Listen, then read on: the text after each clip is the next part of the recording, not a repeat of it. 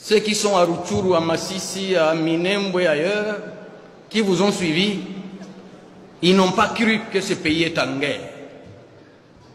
Parce que si on ne parle pas du Rwanda ici, on ne parle pas de Kagame ici, c'est que nous avons un seul œil. Mais si on en a deux, c'est la première solution à résoudre. Mettre fin à la guerre, la gagner et au besoin fermer les frontières avec ce pays.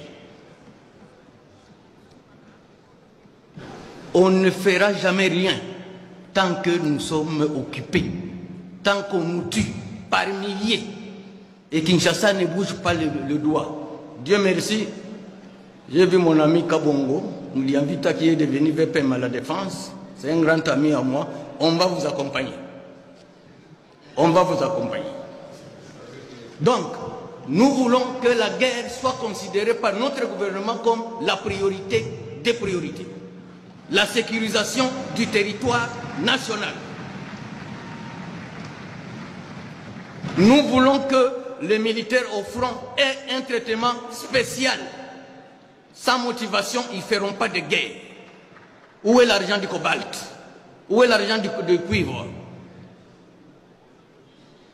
Au village, honorable président, quand on connaît déjà les sorciers, ils deviennent vulnérables. Alors les gens ne savent pas quel est le sorcier de notre pays. C'est l'Union européenne. C'est l'Union européenne.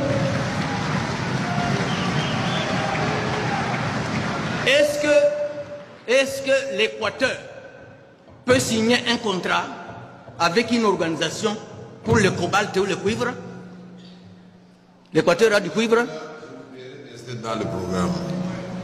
Je vais y aller, président. Je dis qu'un peu, c'est ça mon rôle aussi. Donc l'Équateur ne peut pas signer un contrat du cuivre ou du cobalt.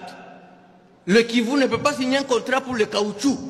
Comment l'Union européenne signe avec le Rwanda, qui ne produit que le café et le thé pour l'exploitation des minéraux? Et nous nous taisons, comme si c'était un fait banal, anodin.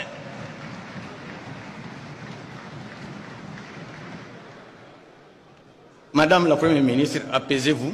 La grand-mère vous sécurise. Mais je voulais dire que nous devons quand même prendre certaines mesures draconiennes contre le Rwanda.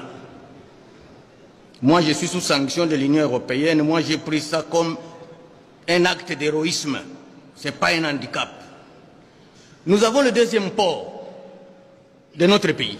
C'est chez moi à Uvira, à Kalundu. Les Kenyans qui nous ont envoyé des militaires, qui sont même dans le M23, on devait couper ces ponts-là. On devait se rattacher à l'océan Indien à partir de Dar es Salaam. Et je voudrais, quand vous allez nous répondre, pourquoi nous faisons les beaux yeux au Rwanda et à l'Union européenne? Ce n'est pas en flattant l'ennemi que vous allez dormir. Il faut le frapper fort aussi.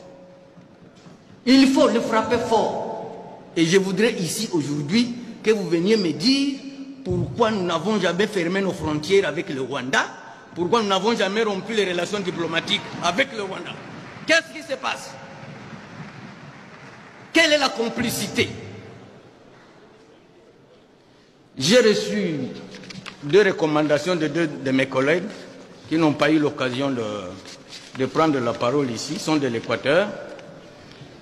Une collègue me demande qu'à la page 56, sur le 6e pilier, quelques actions identifiées, et elle voulait qu'on ajoute un 3e point, mettre en œuvre la législation nationale en matière des droits des communautés dans les aires protégées. Un deuxième m'a remis une recommandation, honnêteté intellectuelle oblige,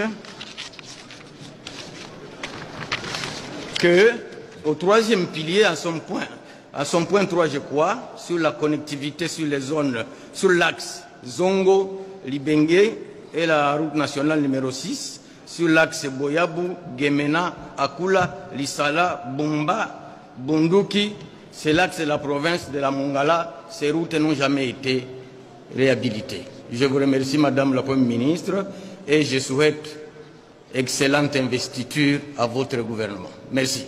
Merci, exceptionnellement bref aujourd'hui. Merci, honorable Bitakwira.